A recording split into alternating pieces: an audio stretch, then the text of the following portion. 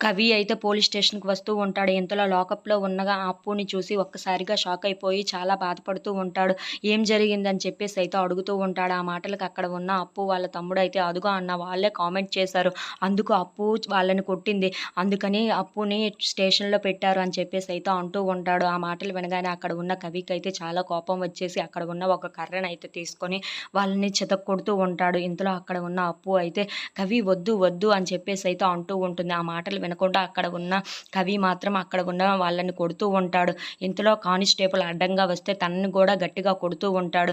వీడిని కూడా లోపల వెయ్యండి అని చెప్పేసి అయితే అక్కడ ఉన్న ఎస్ఐ అయితే ఆ కవిని కూడా లోపల పెట్టేస్తూ ఉంటాడు.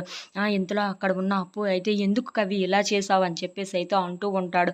ఇంతలో అక్కడ ఉన్న ఎస్ఐ మాత్రం వీడిని లాకప్‌లో వేయండి అప్పుడు బుద్ధి వస్తుందని చెప్పేసి అయితే వాళ్ళిద్దరిని ఒకే స్టేషన్‌లో అయితే జైల్లో వేస్తూ ఉంటారు. ఇంతలో అక్కడ ఉన్న ఎస్ఐ కావ్యకి, రాజుకి ఫోన్ చేసి మీ కవిని లాకప్‌లో వేశామని చెప్పేసి అయితే అంటూ ఉంటాడు. ఆ మాటలు వినగానే అక్కడ ఉన్న రాజు, కావ్య వాళ్ళు అయితే ఒక్కసారిగా షాక్ అయిపోతూ ఉంటారు. ఎందుకు అరెస్ట్ చేశారు అని చెప్పేసి అయితే అడుగుతూ ఉంటాడు. ఆ మాటలకి అక్కడ ఉన్న పోలీస్ ఆఫీసర్ అయితే మరి డ్యూటీలో ఉన్న కానిస్టేబుల్‌ని కొడితే తనకి జైలు శిక్ష ఖచ్చితంగా పడుతుందని చెప్పేసి అయితే అంటూ ఉంటాడు. ఆ మాటలు వినగానే అక్కడ ఉన్న రాజు అయితే ఒక్కసారిగా షాక్ అయిపోయి అసలు ఏం జరిగిందని చెప్పేసి అయితే అడుగుతూ ఉంటాడు. ఆ మాటలకి అక్కడ ఉన్న ఎస్ఐ అయితే మొత్తం విషయాన్ని చెప్తూ ఉంటాడు. ఆ మాటలు వినగానే అక్కడ ఉన్న కావ్య, రాజు వాళ్ళు అయితే ఒక్కసారిగా షాక్ అయిపోతూ ఉంటారు.